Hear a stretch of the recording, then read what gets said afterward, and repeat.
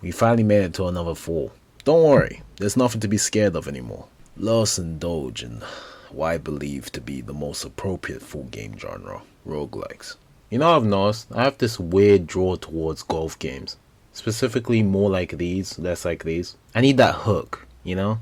I just think if you pit Mario against Tiger Woods, Mario would be a no-brainer. Okay, I'll be fair. From an analytical standpoint, if these two were to somehow compete, let's say a race, even if Tiger Woods were to request to drive drunk, I still think Mario will come out superior. This game's hook is that it's a golf roguelike. So the game starts off with the protagonist smited by God on the final hole, who has made a clear message of no mercy, compared to his usual self, who's shy and only levitates rocks when he's sure no one's looking. This is just really out of character. He usually works in mysterious ways, like when he possesses kitchen foil and goes inside your microwave while you're fast asleep. This is just gruesome.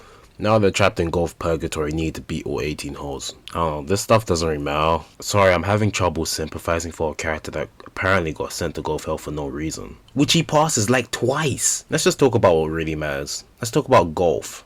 I mean, like the game. Well, you only have 5 shots in each hole, and all the courses are a variation of this. You'd think, nah, you'd have to be a golfer that also happens to be a magician to make this work. And I was respond saying, what, you slow? I don't remember bringing up magic.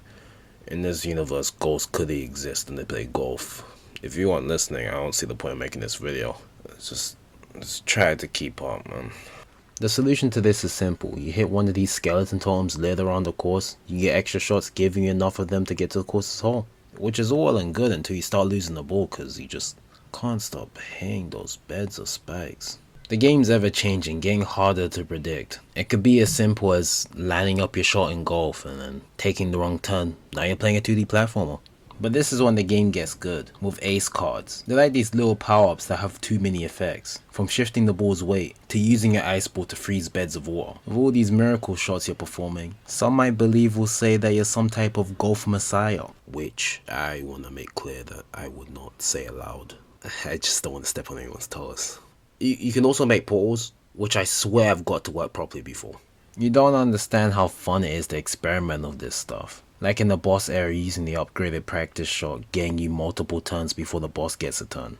Which I don't even know why they let you do that. Ace cards are basically the only way to get a lower power count for your score at the end, which is mostly used for a larger money bonus at the end of the hole. Then you use that money to get more packs to get more cards, which you definitely need for the mini boss areas, where you'll probably waste a lot of cards, but don't run out of them. Not just because you'll need them for the boss, but because it's the only thing that's stopping me from closing this game and going on, I don't know, Monster Hunter.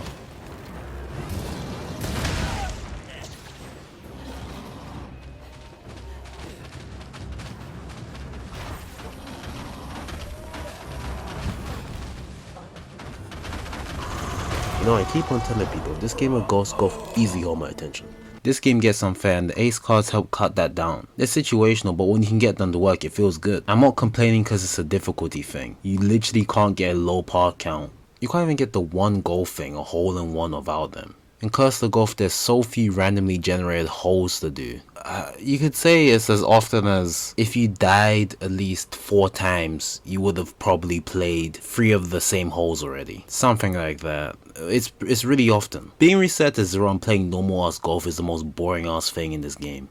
Sure, there's a binder you can put your cards in for future runs, but why the hell am I gonna do that? I could potentially sabotage my run because I'll have less cards. And I might even need those cards. And I have 1 or 2 tries until permadeath. I know I'm basically saying why does the golf game have too much golf in it, but it's not even just that, it's hard to explain. I think it's hard to take the side of fair and honest golf. You know, when I take my shot, then a pterodactyl shows up and takes my ball all the way back to the beginning. And in the same final area where there are no shops, so it forces you to play in a certain way. At the end of the day, I'm not saying I want there to be unlimited ace cards. I just want more to the actual, like, core golf gameplay. You know, maybe more clubs and they have different effects. Just something to have the edge when you restart. I'm not even mad. I really like the game's character designs and I'll probably buy a sequel if there ever was one. Maybe with a bad post game because there's basically nothing. If you finish any of the bosses, they're gone forever. More NPCs, obstacles. If there ever is a sequel, I just want the devs to know. Please stop making me drive into the practice range. We both know that's not going to help me stop hitting the spikes. You know what's just as full as hell and as mildly scary as Ghost Golf? Missing children. Like, ooh, I think one of them's right behind you. Don't worry, they're not actually there. Huh? I thought I heard something. Well, if that ain't a bad way to introduce the last game of the night, I don't know what is. Hey, I remember this game. I wonder if anyone remembers it being a free PlayStation Plus game in 2014. God, so nostalgic to see the old PSN trailers. Hey, let's look at a few comments and try to gauge the headspace of everyone in 2014 over this election. Okay, everyone is rightfully pissed in the comments. Well, because they're all indie games. You know, if Sony really were trying, we probably would have got Donkey Kong or something.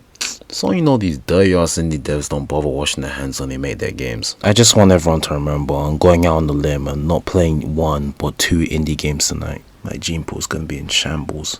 My children are gonna look like freaks. No, I don't know that. After this I'm probably gonna be sterile. This cutscene kinda reminds me of the landscape a year after the PS4 launch. Nothing for miles, probably poor, cold, hungry, thinking maybe I should go back to my PS3. You know, it's kind of thing. I'm playing this game around the same time on the PS5 now. I'm not saying the situations are the exact same. Things are handled much more different this time. In this case, the PS5 has been out for 2 years, heading to 3. And I can confidently say, I get to play as many PS4 games as I want. For being one of the only games I had at the time, it still holds up. It's a game where you show up at a town, where when the harvest comes, the children are sent out to the forest, and a lot of them don't come back. And since you have this fire torch thingy, you're qualified as the town's child wrangler. To some, not all, you're known as the ranger. So with the help of the ranger torch, you can pick up light objects, but you're penalized for moving with them by losing energy. When you run out of energy, you die. So the game usually has you picking up stuff and throwing it, minimizing the amount of time you have to move with it. Which you're gonna be doing a lot, because some of the rooms are gonna require you to match X amount of items in that room to open the door. So you find the kids, return them to a nearby parent or the mayor who's at the spawn room. When you finally meet your core of kids, you get paid in coins. Sometimes in rice. If it isn't clear, the mayor definitely skimps on what you should be paid. Even though I'm the only one qualified to go into a dark forest, to not only match but count colored rocks, without any help mind you.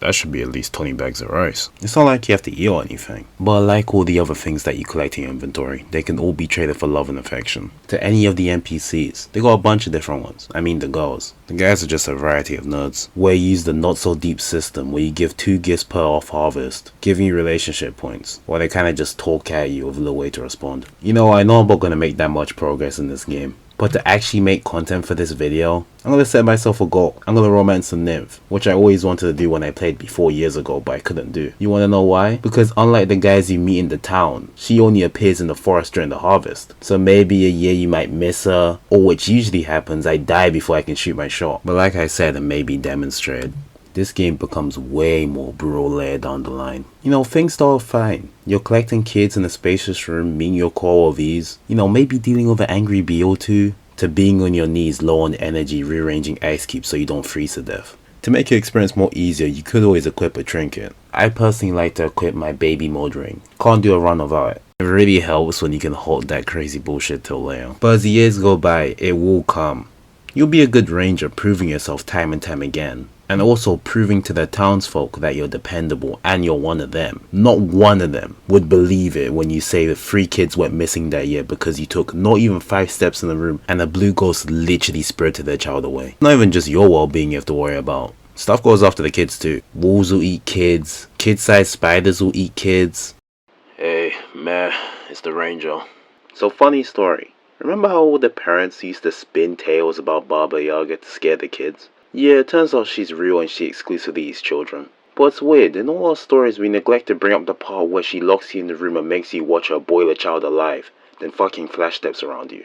I'm just saying it would have been nice to know.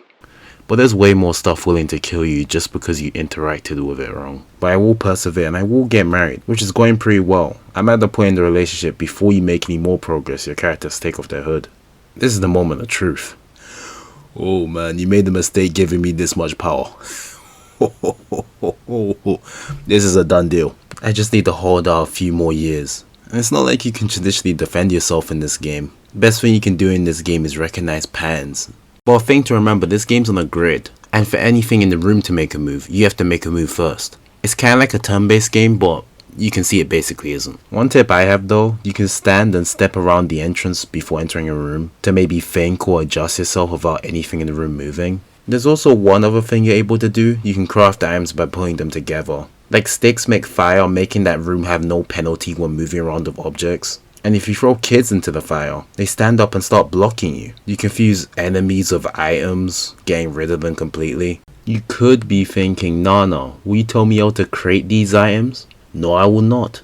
Then will the game? No, why the hell would it do that? You see, one of the things that make this game hard is by the game basically telling you nothing, and you have to learn things by chance or experimenting. Or maybe talking to an NPC, befriend them, leveling up and getting information on some random items. Why did they do this? Because they started getting inspired by games like Don't Starve. A game that basically has the exact same problem. You can always find some useful information in the book. Or not. At least it was a good read before you get slobber knockered. People do find some charm in self-discovery, but I personally think face checking at high risk is dumb. Anyway, I'm busy collecting rabbits, which is a ball ache in itself, because they run off if there's a 2-block gap, and if they make it to the edge of the room, they're gone. You can trap them or use this ice cube trick I learned. This might be random and not worth mentioning, but this is crucial because, guys, the journey's at its end. Whoa, I'm off to get married right away. Guess I'm leaving work early then. Maybe I'll call out a couple times. They don't want to come out, that's on them. That's not my problem. Parents can't even be mad, like, should have raised a kid that actually listens. It actually happened. I finally got married. Well, I feel fulfilled. And on that note, well, there's only one way to end this video. Merry Fall, everybody. See you next year.